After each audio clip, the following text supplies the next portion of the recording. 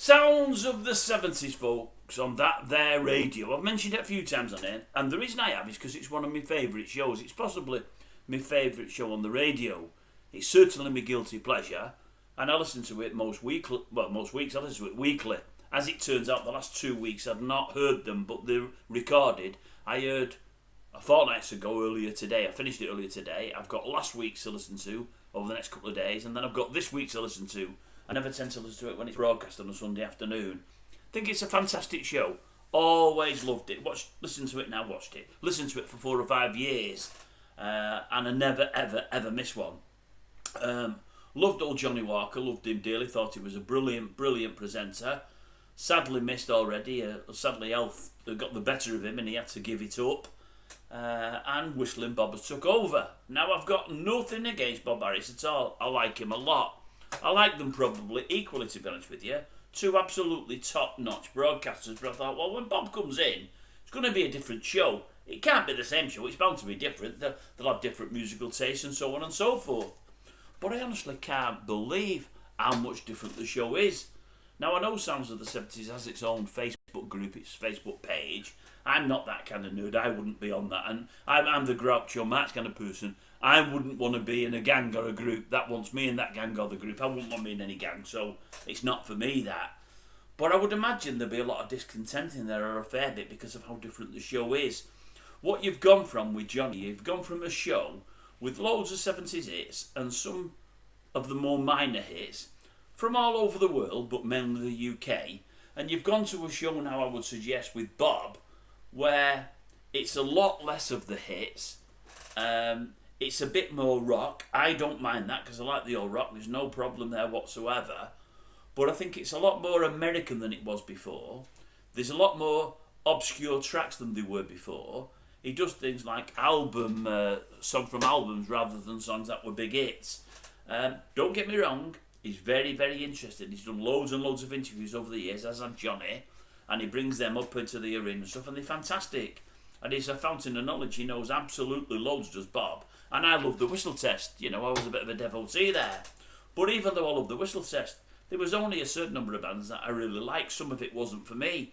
Thus, some of the stuff he plays really isn't for me. Heard a new song today from 2 weeks ago I'd never heard before. Thought it was brilliant. Does happen from time to time. But it's harder to like a song straight away when you've never heard it before. And there's a fair few other songs on Bob's show that I've never heard before. There was less on Johnny's show. And as I say, there was more British on Johnny's show, and they had not so much a leaning, but they had a lot of the glam rock era. You know, your Slade, your Sweet, your Mud, your Rubettes, your Bowie, your Bolan, all that palaver. There's a bit less of that now. And he does have a block on there for an old grey whistle test, going back to the whistle test. It's only one song, don't mind that at all. And he has a country classic, don't mind country western at all, especially when it's a crackerjack one. He did a cracking song of Dolly Parton's Today in the show that I heard today, that was on 2 weeks ago. Don't mind it at all. But I'm just thinking there's more and more obscure stuff on there, and definitely more American stuff than ever there was before. And I do think many of the old devotees of the show will be a bit disappointed. Now, I am and I'm not. I've got no problem with it. I'll still always listen to it. I'll never stop listening, because I still really, really enjoy it. And when all said and done, it's still from the 70's, and that is my era. It's my favourite decade musically. But a part of me wishes it was a bit more like as was with Johnny. I mean, if it were me, if you were listening, Bob, and you won't be to this, but if you were, nothing against you and your taste in music, nothing whatsoever, because it's all great. But I just wish you could do a show akin to Johnny's, say, week 1, your show week 2, more akin to Johnny's week 3, your show week 4, because they are totally different shows. And I do hark back a little bit to the stuff Johnny was playing, you know. I mean, he was getting more of your glam stuff in, maybe more of your soul, or your northern soul, or your blues, or your reggae, or whatever it may have been. Whereas, I don't know, there's a lot less of all them categories with yours. As I say, nothing against it. I think Bob Harris is great, and I still think it's a great show.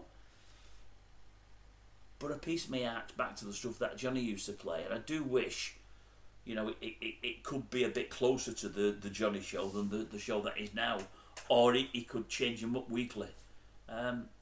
That said, as I say, I still love it and I'm still going to listen. What are your thoughts, folks? Not many will say this, but for the ones that do, it's not so much which DJ do you like the most. I like them both anyway, so it's not a problem. It's more which show did you prefer, which music did you prefer, the music Johnny played or the stuff that Bobby's playing. Are you happy with both? What's your preference? Am I on the right page or am I totally on the wrong page in your eyes? Just let me know. That's all you need to do, just let me know. It's an open forum, and if I had my glasses then I'd be able to see how I knock this off. I found it right. See you next time, folks.